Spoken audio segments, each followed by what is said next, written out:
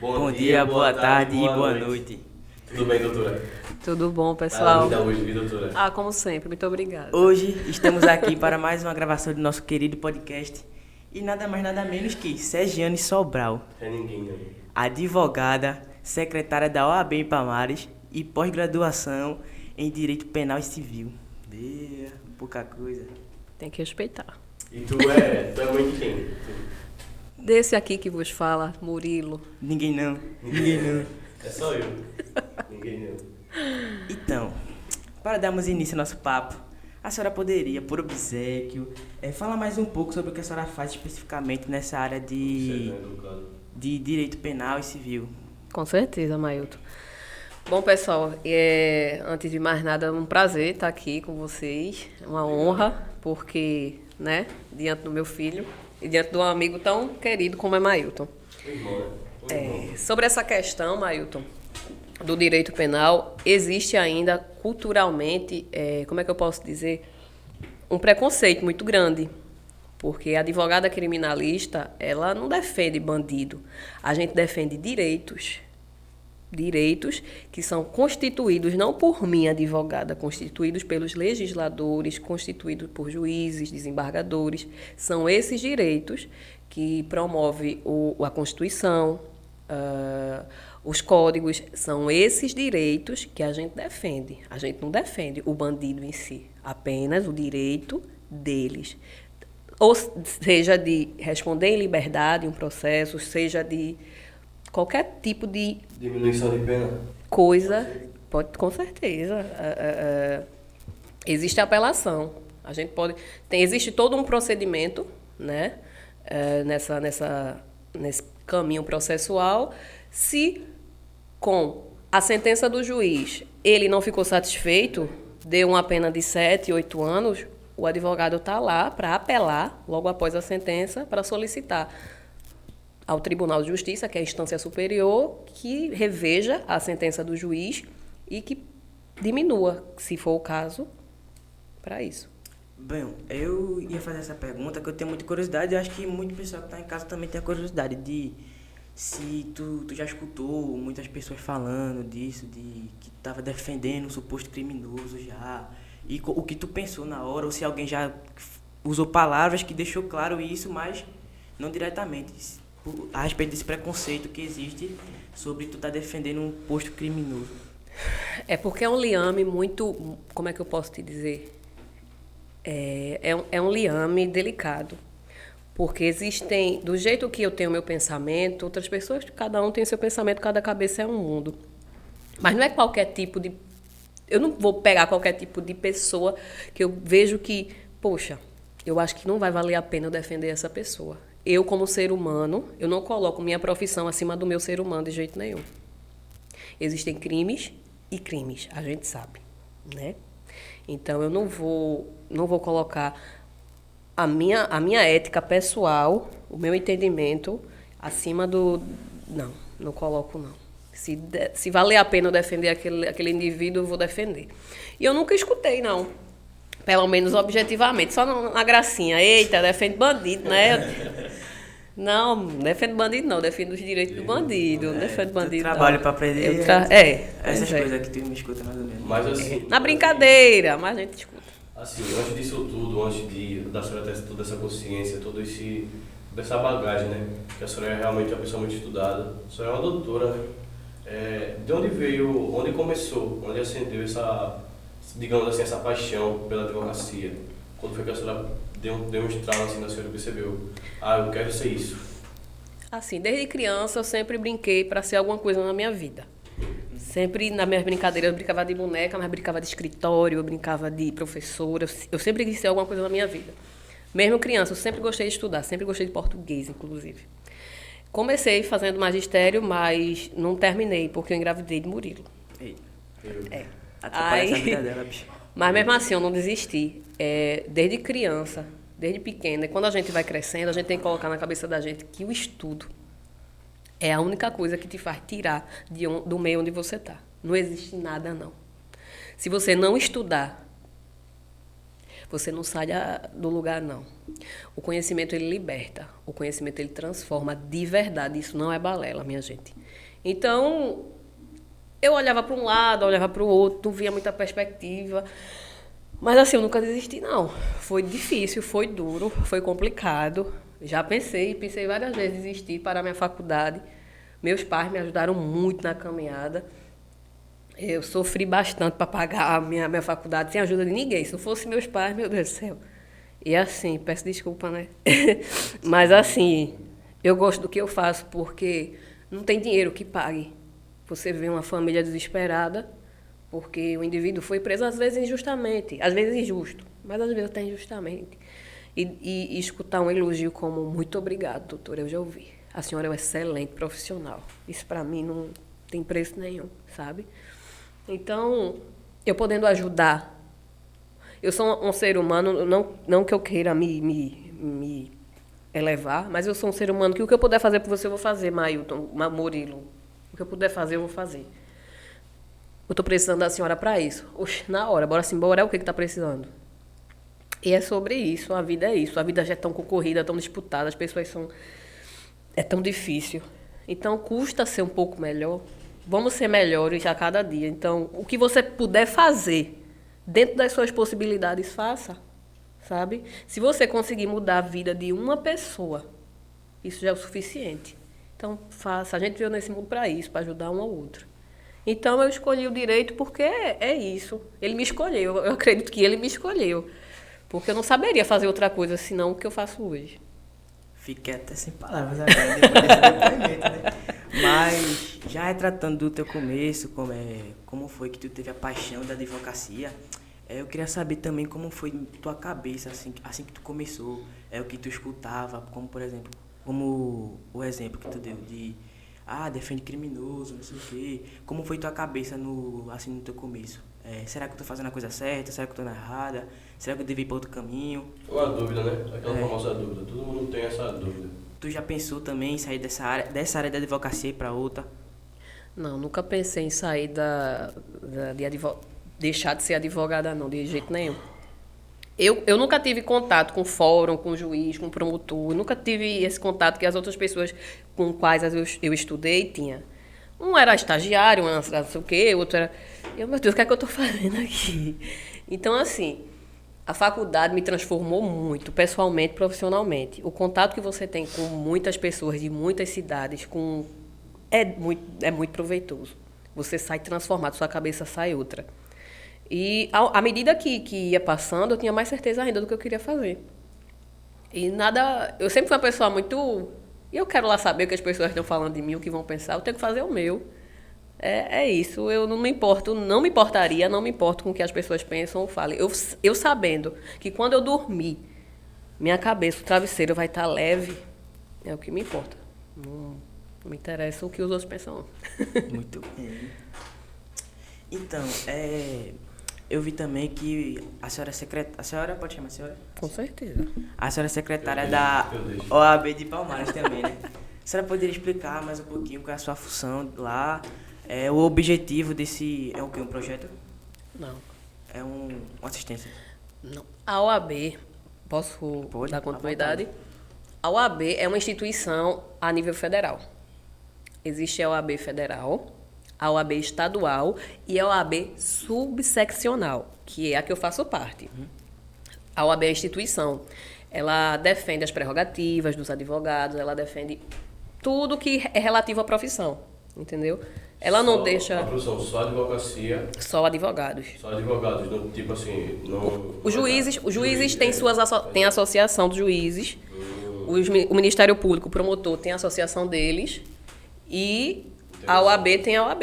Pensava que a OAB era tipo, assim, no geral, os juízes também... Não.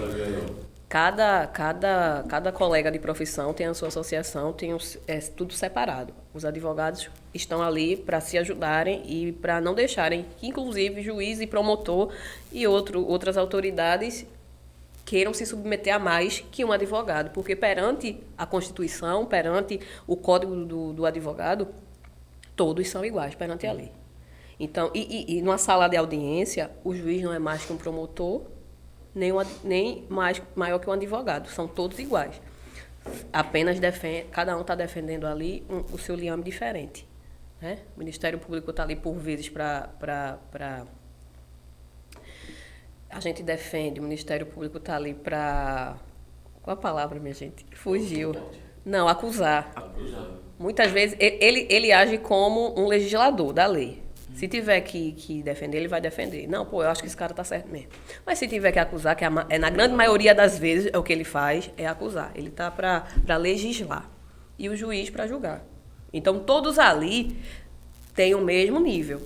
Mas, por vezes, a gente sabe, a gente reconhece que o delegado quer ser mais que qualquer um, que aí coloca o advogado perante suas prerrogativas, dá nenhuma, o juiz, o promotor, mas é todo mundo igual. Aí a OAB serve para isso, dentre tantas outras coisas, para defender o direito de cada advogado. O que a senhora falou, que eu lembrei agora, foi do estagiário, né? Do advogado estagiário. Eu escutei no podcast um comediante chamado Yuri Marçal. Antes de entrar nessa carreira da comédia, ele cursava Direito. Ele não chegou a terminar a faculdade porque ele se descobriu na comédia. Aí ele estava lá no podcast falando que muitos advogados, quando entram para comédia estagiários, eles geralmente... Não, muitos estagiários, quando entram para ser advogado. Eles ficam ali revisando documentos, não é isso? Eles revisam documentos. Eles dão assinatura também ou não? Não, né? Quem dá assinatura? Tem, não. O estagiário, ele tem sua credencial como estagiário. Pronto, cada advogado tem uma numeração. O estagiário, quando ele se inscreve devidamente na ordem, assim, como estagiário, ele pode assinar um documento, mas está lá embaixo, estagiário. Entendeu? Que ele relatou a grande injustiça. Que, tipo, enquanto estagiário, por exemplo, ganhava, assim, R$500, ele relatava que o juiz ganhava, assim, 30 mil, 34 mil, enquanto o estagiário que estava ali dentro do processo, tal, e ele chegava lá, dava assinatura e... Entendeu? Mas é assim. Eu não soube, assim, né, se poderia ser realmente verdade, eu aproveitei esse momento para... Porque ele ainda está estudando, na maioria das vezes ele ainda está estudando. Ele está ali para aprender, seja com um profissional, um técnico judiciário, seja com qualquer outro funcionário público que esteja ali no fórum. Ele está ali para aprender. Então, se ele está por aquele salário, ele aceitou estar ali por aquele salário. Mas assim, é como se fosse um jovem aprendiz. Entendeu? Um jovem aprendiz, ele não recebe um salário mínimo. Ele recebe como um jovem aprendiz, não é verdade? Se receber um salário mínimo, que bom, que patrão legal. Mas aí, ele está ali para receber o quantitativo que ele viu que tinha que ser aquilo. Se o trabalho dele está sendo exorbitante, isso era para estar demais, Exato, foi aquele aí é complicado. Então, ele deixa. Mas ele está ali para aprender. Interessante. E a gente está no mês de agosto, né? Exatamente. Mas super importante aí. É o Agosto Lilás. Exatamente. Queria, como a senhora secretária da OAB de Palmares, eu acho que tem alguma relação com certeza. Com o Agosto Lilás também, né? Com certeza. Poderia explicar mais um pouquinho. Leis projetadas contra isso, né? Contra a violência da mulher. O que é o Agosto Lilás? Como essa instituição ela contribui com o Agosto Lilás também? Com certeza. Nós mulheres, o Agosto Lilás, vamos começar do começo. O Agosto Lilás, ele faz referência contra a violência às mulheres. A Lei Maria da Penha foi instituída em 2006 pela Maria da Penha, uma mulher super guerreira, super admirável. E, com o passar do tempo, a lei foi se modificando para melhor, porque, apesar da aplicabilidade, ainda tinha muitos casos de violência. Então, com o tempo, a lei foi melhorando. Hoje, existem vários tipos de violência contra a mulher. Hoje, a gente sabe. Estão previstos 5 tipos de violência. Doméstica e familiar contra a mulher, na Lei Maria da Penha. É a violência física, a psicológica, a moral, a sexual e a patrimonial. Que é no nosso podcast com Iraquitã, a gente até citou. Não todos, assim. A gente citou... Mas a gente falou de umas 3, não foi? Foi. A psicológica, a física... E essa agora, porque você falou da patrimonial, a patrimonial. Eu que seja aqui, mas tu falou mais que foi da financeira. Que é quando a mulher não tem condições de sustentar a casa e tá E ele chantageia. Ou E seja, ela, infelizmente, não consegue deixar ele porque senão ela não tem ela não tem como sustentar. condições, é verdade. Aí a senhora falou mais duas, que foi É a sexual e a moral. É a moral. Isso. Poderia Explicar deixar melhor. mais claro? A física, como vocês já sabem, é bater. Agressão. A psicológica é você torturar psicologicamente uma pessoa. Que, inclusive, muita gente acha que a tortura é só na questão Física. de física, né? Mas também é psicológica. Muita gente... Com certeza. Imagina você ouvir todo dia. E na maioria dos casos começa primeiro pela psicológica, né? Psicológica, exato. Pra depois ir pra física e depois... Exato. É verdade. E a moral, a qual o indivíduo, ele reduz você a uma negatividade tremenda. Ele reduz você a ninguém, a nada. Você não é nada, você não é ninguém. A sexual, muitas pessoas acham assim, minha gente, por eu ser casada, meu marido pode dispor do meu corpo. Isso não é verdade. Mesmo você sendo casada no papel, você tendo sua família, seus filhos, se chegar um momento que você não quer ter relações com seu esposo, isso é um direito seu. Ele não pode, mesmo casada, lhe obrigar a ter relações com ele. Isso é violência sexual, quando ele lhe obriga a ter relações. Eu estou falando casada, né? Um namorado, um ficante. Também acontece. Com certeza. Imagina, a gente tem essa noção de, não, eu sou casada, mas é minha obrigação. Não é obrigação, não. A gente não é obrigado a nada nesse mundo, a não ser em virtude de lei. Pelo amor de Deus.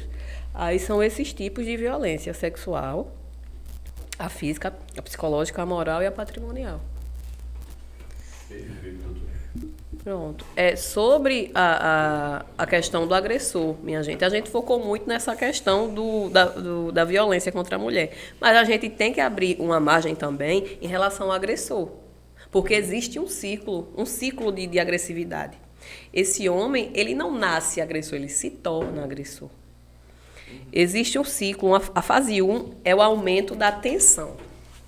Ou seja, ele se irrita por tudo. A mulher lá não pode fazer nada, que ele se irrita.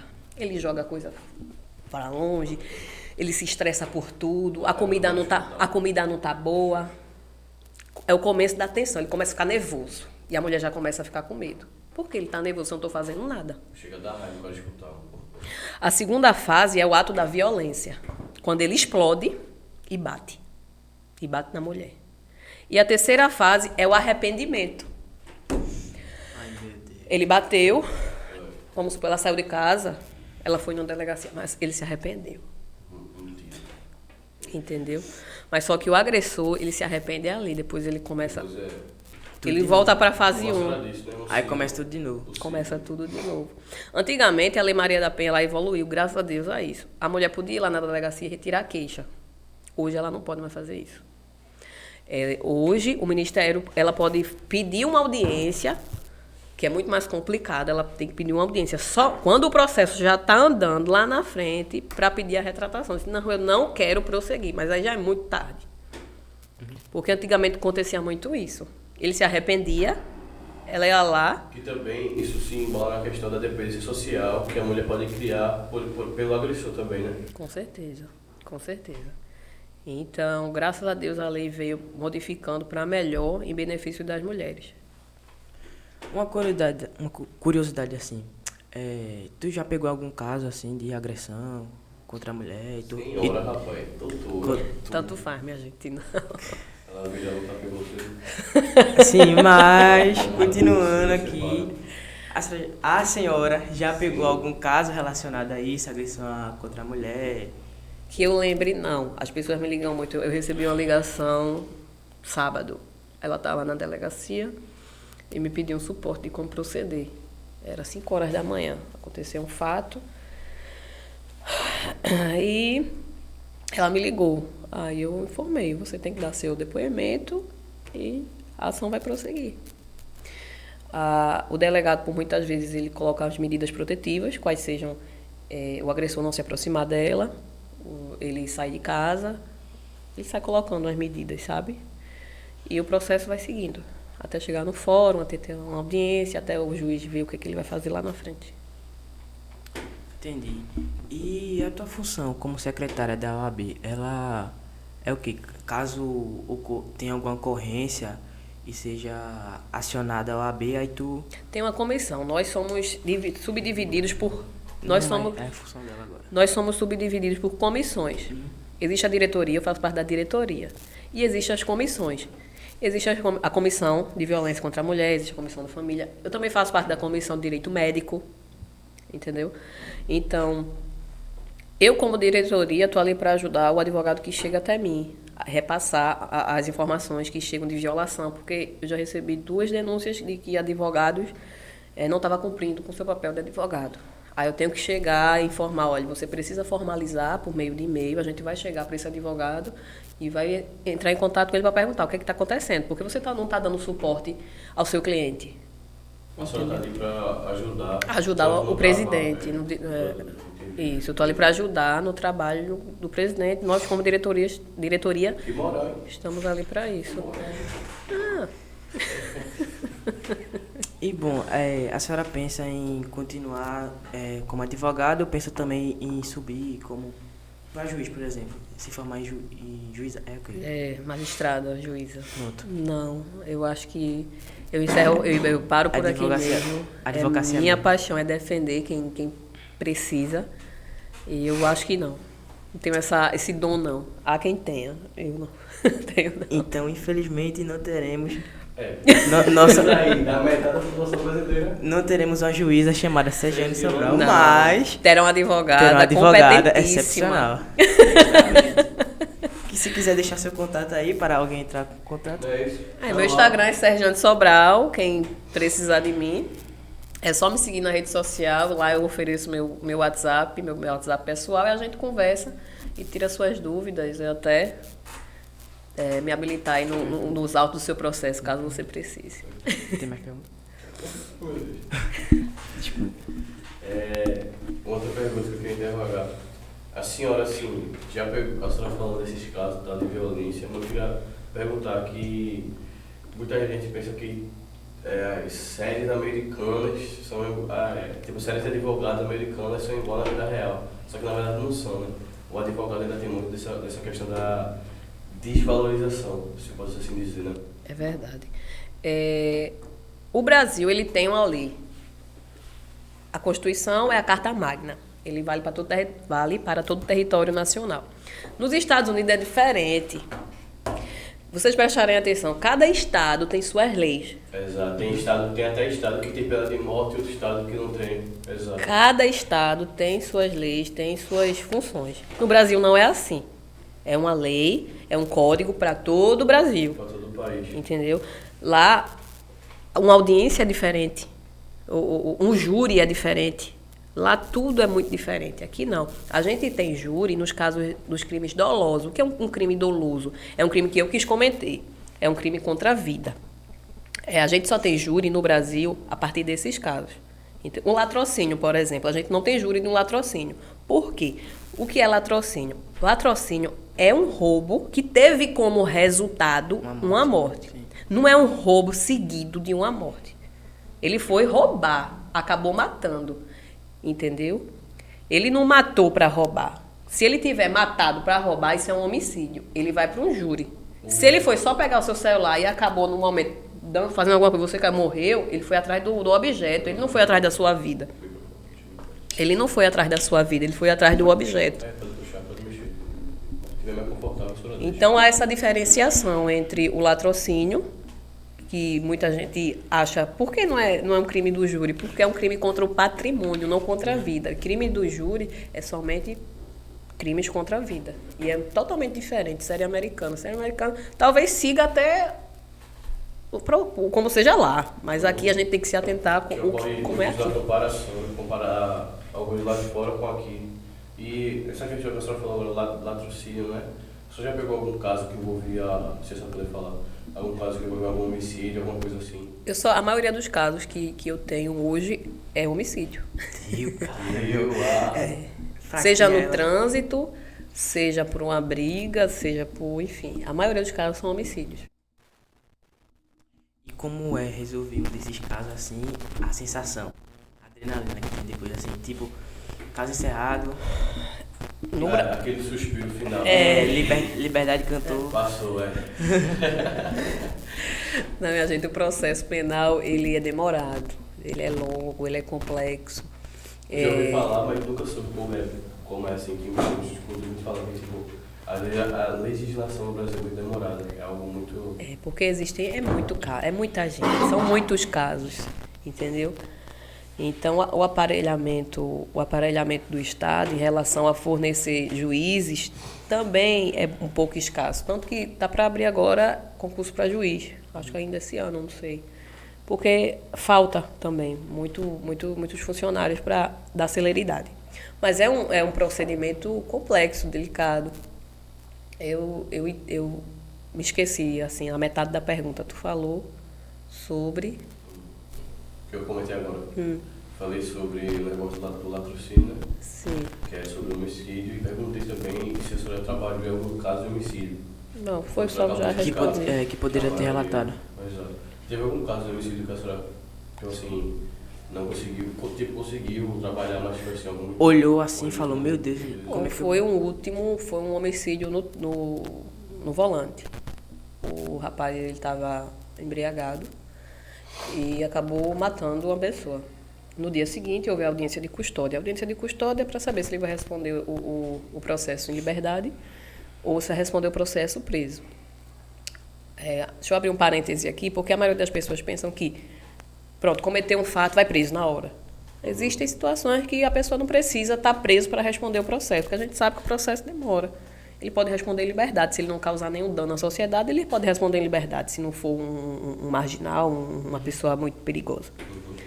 Então, voltando, na audiência de custódia, eu disse, Senhor, eu acho que o juiz vai deixar esse homem preso.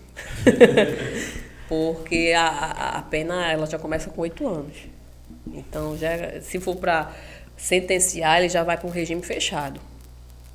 Eu disse, pronto. Fui lá, fiz as minhas alegações e solicitei a soltura, que ele não representava risco à sociedade naquele momento, foi um fato. E ele estava ali para responder. Quando saiu a decisão, saiu que ele podia responder em liberdade. Então, isso para mim, e a maioria, graças a Deus, Deus é tão bom, a maioria dos casos, a maioria das audiências de custódia que eu vou, graças a Deus, o juiz diz, não, ele pode responder em liberdade desde que cumpra as medidas cautelares. O juiz também, ele coloca um monte de medida cautelar. Para ele, colocou, não sai à noite, não beber, não beber em bares, não sair durante a noite, ficar na sua casa de tal hora. Então, ele colocou essas medidas. Essas medidas cautelares, caso alguma seja ferida, o que acontece? Ele vai preso imediatamente? Aí, se chegar a ciência do juiz, ele pode ser preso. E o que você falou um pouco anteriormente disso, de que todas não, mas a maioria dos casos, a senhora conseguia fazer com que o cliente, né, pode falar também, o cliente respondesse em liberdade, sem ver que a senhora ganhou a maioria dos casos. Não, porque o processo ele não acabou. Isso é só uma fase. Ainda vai ter, ainda vai ter audiência, ainda vai ter que responder formalmente a acusação que o Ministério Público vai colocar. Então, é só o início, isso é só o pontapé inicial. Sim. Na sentença mesmo, pronto, saiu um de tráfico de drogas e a sentença foi até maleável. Ele pegou um semi-aberto no final de tudo, eu me senti aliviada por isso. Então, se ele quisesse recorrer, ele teria recorrido, mas ele achou por bem permanecer dessa forma. Então, é isso. E, então, no caso, os casos que a senhora disse que a maioria venceu, ainda estão... Venceu não, a maioria ele está respondendo em liberdade. Aí caso... Ele está na liberdade. Ele está na liberdade, Caso não cumpra com os... Como é que as medidas cautelares, ele pode responder... Pode responder de novo e acabar sendo preso. Pode responder ele pode responder preso, não em liberdade. Porque é um procedimento muito longo, minha gente, muito longo. E a Constituição diz que é inviolável o direito à vida, à saúde e à liberdade. Imagine vocês acham pouco, mas imagine vocês trancados numa cela com 6, 7 pessoas. Uma cela menor que essa sala. Então, para quem perde, é muito. Você perder, você acha que não é nada. Você ter a liberdade de ir, vir, ficar, é muita coisa você perder sua liberdade. Principalmente algum indivíduo que tem uma família, imagina o cara pegar 8 anos e ficar 8 anos, você vê o crescimento da filha, você vê a mulher. Assim, tem as visitas, né? Mas assim, comparado assim, 8 anos perdido ali, sentado no convívio, é realmente algo muito, né? Fatalidades acontecem com todo mundo, é a gente ter cuidado com o que a gente faz na vida, né? É isso. E seria até uma das minhas perguntas, essa do que a senhora acha do sistema penitenciário, que uma cela que era para abrigar 4 presos ou 3, abriga 9 ou mais. Exato. Porque eu sempre vi em jornal, muitas coisas, às vezes, né, quando vão dar depoimento de alguma penitenciária, aí mostra... falando sobre a superlotação, né, dos presídios. Mostra a reportagem de cada um falando como está a situação, que enquanto um está sentado, o outro está em pé, depois eles revezam para o outro se sentar. Exatamente. Queria saber É qual falho, o opinião. sistema é falho, a gente sabe. Enquanto a sociedade tiver na mente que bandido bom é bandido morto, isso não vai mudar nunca. O apenado, que é como a gente chama, o sentenciado, ele está ali para cumprir sua pena, seja ela qual for.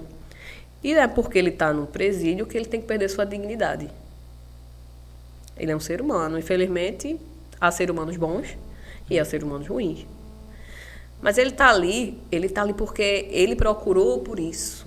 Sim, mas ele precisa ter sua dignidade. E existem comissões, a Defensoria Pública também está aí para isso. Existem comissões que vão lá verificar essas instalações, solicitar do Estado uma melhoria, para que esse fato, digo que mudar não vai mudar, mas pelo menos diminua, sabe? Porque o nível de doença... Ajustar, né? O nível de doenças ali é grande, sabe? A higiene... Deve haver pessoas, e existem pessoas que vão lá analisar, vamos tentar fazer isso aqui, vamos tentar, entendeu? Quanto tempo falta para o senhor sair? Espera aí que eu vou verificar. Existem esses tipos de pessoas, entendeu? Que vão nos presídios fazer esse trabalho. Esse trabalho. E o intuito de prender não é deixar ele fora dos direitos de comer, de se alimentar bem, de ser espancado, não. O intuito de prender é fazer com que ele fique isolado da sociedade por ser considerado perigoso. Mas não só isso. O intuito de você ficar restrito, isolado da sociedade, é para tentar lhe melhorar. Para você tentar ser uma pessoa melhor. Infelizmente, dentro de um presídio, você não vai ter um sucesso muito grande. É muito difícil. Mas talvez você melhore um pouco. Vai que na sua cabeça, né, você consiga melhorar um pouco. Mas é difícil. A gente sabe que a estrutura é difícil. Tendo uma alimentação ruim, esse negócio eu acho meio difícil. Tipo assim, eu acho meio difícil exigir uma melhora da pessoa. Do indivíduo. Tipo, eles têm o direito, como você falou, o direito tipo assim, ter uma alimentação boa. Todo mundo, né? Todo mundo tem direito. Tem uma cama ali, um negócio de higiene ali. Mas o que ocorre, que o Matheus falou agora, é isso. Tipo assim, tá numa cela aqui, como você falou, não pode ser menor que essa sala. Tá ali, o lugar para você fazer suas necessidades básicas é um buraco assim, no canto da parede. A cama é só uma para 10 pessoas, tendo muita gente dormindo no chão. A comida, a questão do alimento, geralmente não, na maioria das vezes é mal feito, né? É uma situação complicada. Mas aí existe também, dentro dos grandes presídios, aqueles presos que não precisam estar o tempo todo na cela. Não precisam. Eles são, a pena dele, o crime que ele cometeu é mais brando, ele pode ajudar na cozinha, ele pode limpar o mato, ele pode fazer uma pintura, ele pode fazer alguma... Ele ajuda os funcionários do presídio, da instituição que ele está, ele ajuda. Ele é como se fosse um funcionário também. Ele é considerado um funcionário lá dentro, porque ele ajuda que só. Pode haver diminuição de pena, né? Ajuda na diminuição de pena. Comportamento, trabalho, livros, cursos. Eu também um negócio desse que, tipo assim, se um preso, acho que isso foi algo rápido do Carandiru. Se um preso, tipo assim, passasse um autor lendo um livro, ou mais de um, e no final do ano fizesse uma resenha de cada livro, ou desse livro, que ele escreveu uma resenha bem feita, tá ligado? Documentando o livro, ele poderia diminuir a sentença dele. Diminui a pena aplicada, Porque quando... Isso é muito interessante. Interessante. Quando ele deixa de... Quando o processo penal acaba, finaliza, quem vai começar a acompanhar esse preso é o juiz de execução penal. A primeira fase do processo é pelo juiz comum, o juiz de primeiro grau. Quando finaliza o processo, que ele é sentenciado e preso, vai para a vara de execuções penais. É a partir dali que vai ser analisado tudo o que ele faz ali dentro. Bom, já encerrando nosso papo, não tenho mais perguntas para fazer. Creio que tirei minhas dúvidas e todas do pessoal que está em casa. As minhas também. E ele também não tem mais, então é isso. Alguma palavra do assim. Deixar algum Agradecer a recado? vocês, né, pelo convite. Sempre que surgir uma dúvida e algum questionamento, pode me solicitar. Se quiser que eu dê palestra também, a gente vem dar uma palestra. E é isso, eu estou aqui para tudo, viu? Fiquem à vontade para me solicitar quando quiserem. Queria pedir logo muito obrigado por disponibilizar Eu que seu agradeço. tempo para vir para cá dar uma aula pra gente. Isso foi uma aula, E é isso, muito obrigado. Um beijo para todos vocês. Até a Obrigada. próxima. Tchau. Até o próximo.